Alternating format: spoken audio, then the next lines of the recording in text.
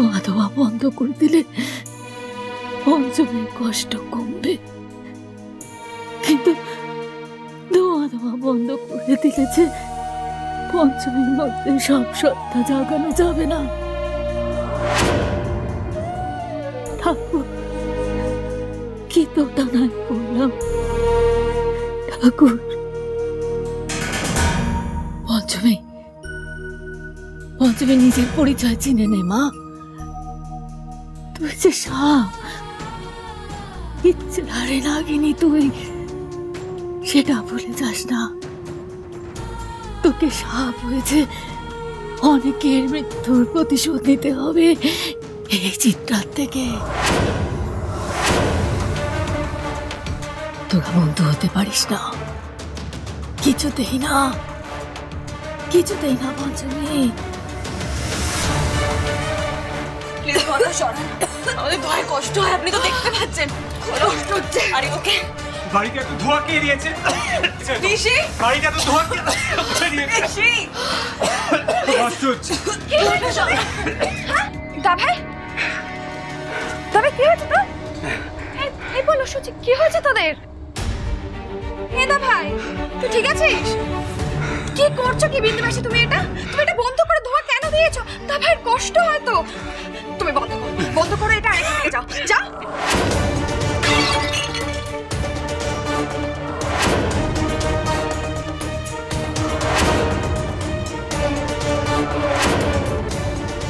কনিষ্কর কেন এরকম কষ্ট হচ্ছে তোমার? তবে কি কনিষ্ক ঠিক আছে দাভাই? ঠিক আছে। কি হয়েছে? কি হয়েছে? কি হয়েছে? কি এখানে এত চেল্লামেলে কিসের? এত ধোঁয়া কেন? এই তো শ্বাসকষ্ট হচ্ছে। ওর তো ধোঁয়ায় প্রচন্ড কষ্ট হয়। এখানে কে দিয়েছে এত ধোঁয়া? কি আর দেবে মা, এই যে বিন্দি মাসি, দেখো পোলো আর সূচিও কাশছে। মেহেন্দি মাসি, তুমি ধুনো দিয়েছো? কেন দিয়েছো? তুমি আমাদের কাকে জিজ্ঞেস করে দিয়েছো ধুনো?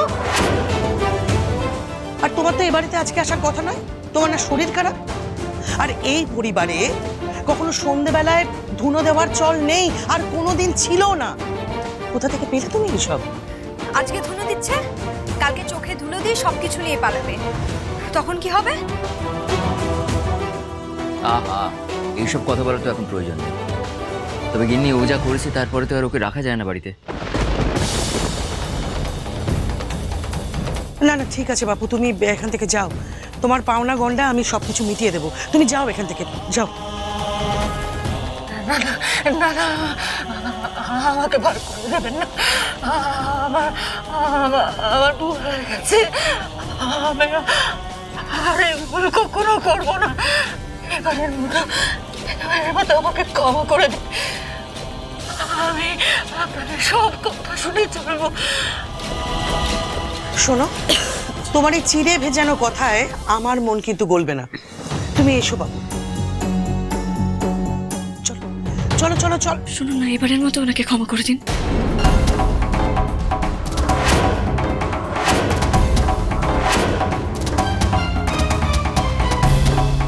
আই থিঙ্ক উনি আগে যেখানে কাজ করতেন সেখানে বোধহয় ওনার ধুনো দেওয়ার অভ্যেস ছিল, তাই হয়তো উনি এটা করে ফেলেছেন। ওনাকে ছেড়ে দিন না প্লিজ। হ্যাঁ, ছেড়ে দেবো? না না, আমি বলি কি, ও যখন এত করে বলছে, বিন্দি মাসি না হয় রইল এই বাড়িতে, কিন্তু বিন্দি মাসি তোমাকে আইডি প্রুফ দিতে হবে। আইডি প্রুফ তোমার কাছে আছে? তুমি জানো কি আইডি প্রুফ কাকে বলে? এক ধরনের পরিচয়পত্র। তুমি কাল সকালবেলা তোমার আইডি প্রুফ নিয়ে আসবে, কারণ এই বাড়িতে কাজ করতে গেলে আইডি প্রুফ লাগবে। বুঝতে পেরেছো? হে বাবা নীলকণ্ঠ, এখন এই নকল বিন্দি নামের আইডি কোথায় পাবো আমি? আমরা ঘরে গেলাম। চল চল চল চল, চলো কনিষ্ক, চলো চলো চলো চলো। এসো এসো বলো, এসো তোরা চল। বলো, আজ কেন আমি এই মহিলাকে বাঁচালাম আমি নিজেই বুঝতে পারছি না। আমি তো এই মহিলাকে চিনি না, আজকে প্রথমবার দেখলাম তাহলে কিসের এত টান অনুভব করছি মহিলার প্রতি? কেন? ভাই, কেন আমি এই মহিলাকে তাড়িয়ে দেওয়া থেকে আটকালাম? এই প্রশ্নের কোনো উত্তর যে আমি নিজের কাছেও পাচ্ছি না। কেন আটকালাম?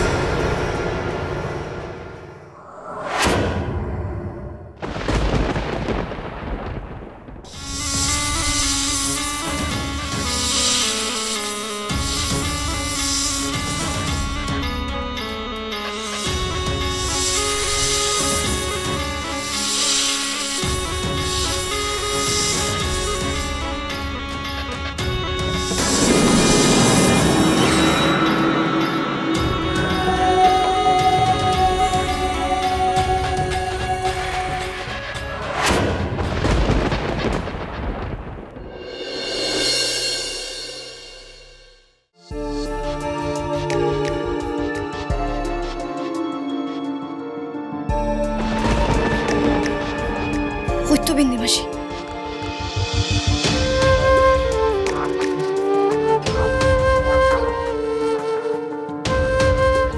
বিন্দি মাসি, বিন্দি মাসি, বিন্দি মাসি।